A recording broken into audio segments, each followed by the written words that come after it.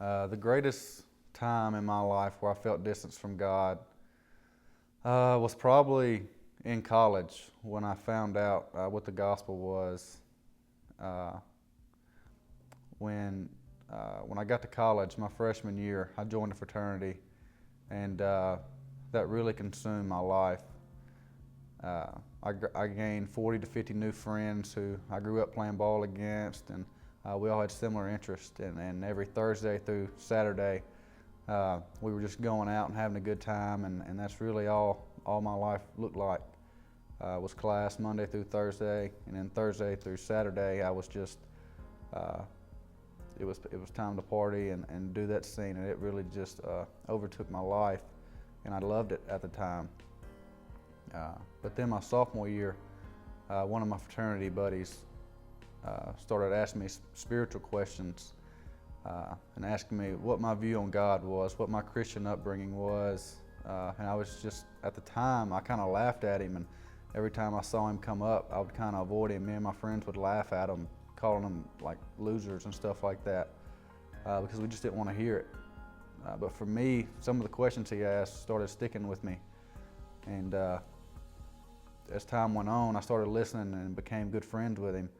And I really looked up to him. He was our quarterback on the fraternity intramurals team. He even played at Memphis for a little bit. And he asked me one question. Well, if I could rate my relationship with God on a scale of 1 to 10, on how sure I was going to go to heaven, what would it be? And I answered him, and I said 7. Because I grew up going to church. I grew up just going and being in attendance, so I thought that was good enough for me. But he responded that needed to be a 10. Not that your relationship with God has to be perfect, because it's never going to be. But once you're saved, you know you have your salvation. That's when you get your 10 out of 10. And for a long time, that was a 7 for me.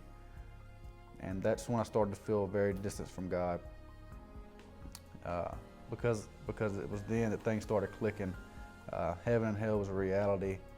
And for about 1.5 years, I denied that. I knew if I was to die, I would go to hell. And he even asked me that. He said, "Kirk, you know the truth, but still you run away."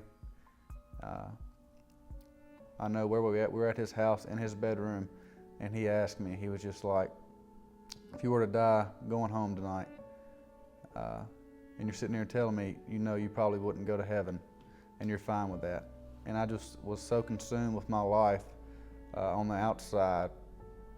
And if you looked at me on the outside, I had everything. I had all kind of friends, made good grades, anything in the college life you could ask for, I had it.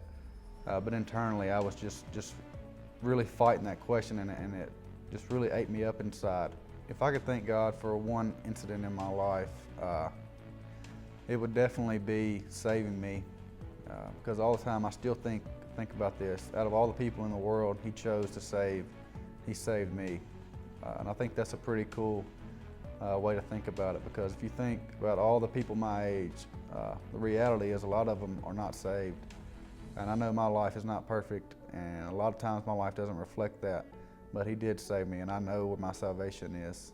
But one of the biggest instances for me is right after I denied the gospel, the same guy invited me to go to an NYC conference, which is just a college conference that a lot of college kids go to in Chattanooga.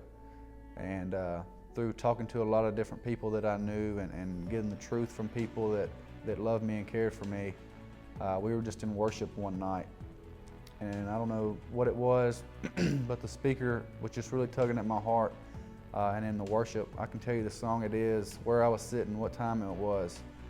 Something just hit me real hard, and I just broke down and got on my knees and just broke down in tears, because I knew right then that no party, no drink, no high or anything like that could ever get me as high as Jesus. And that's when the table started turning for me right then. I can just remember vividly the thought going through my head was, nothing can ever make me feel like this. Just this Holy Spirit just filling me up. There's nothing like it. A turning point in my faith, in my relationship with God, was probably when I went on a mission trip to Orlando for 10 weeks, my sophomore summer, going into my junior year of college. It was 6 months after I got saved, and I really didn't want to go, but I saw how much it changed in other people's lives and how it affected them and grew them in their faith. It was just unheard of. So I went, and it was a struggle to go. They gave me the papers to start off with, and I just told them, "You can have them. I'm not even thinking about going." But through a lot of prayer, I signed the papers and gave them to them, and I said, "Just take it before I take it back." So I went, and it was the best decision I've made ever.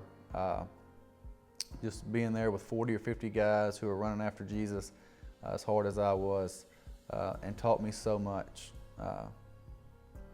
Being down there, I was probably one of the weak links at the time. They just taught me so much, and just being around people who were a little more mature, going through the same things I was, they just really taught me a lot. And being with them for so long, it just really helped me, and I just learned a lot from those guys. And coming back home, I had so many things that I could apply to my life, and every single day there was just something that I learned from there that I could apply to my life. And things I know I learned there from those people, I use in my life still today, 2 years later, in my relationships, in my at the workplace, at school.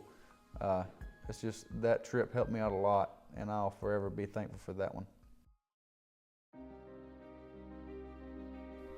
If I had to tell someone why I was a Christian, I would say because I realized that I can't do this life on my own, that I'm not filled with as much power as I think I am, that I'm not as strong as I think I am, and there's somebody that has all the power, that has all the answers, and has all the strength. And I'm lucky enough that he came and saved me on that cross that day, because without him, in this life now that I have him, I know that I would be lost. I couldn't imagine life without him. And that's not saying that every day that my life doesn't reflect that, and that my life, I live a perfect life, or I'm some saint, but I know I'm a child of God, and that's because Jesus died on the cross for me.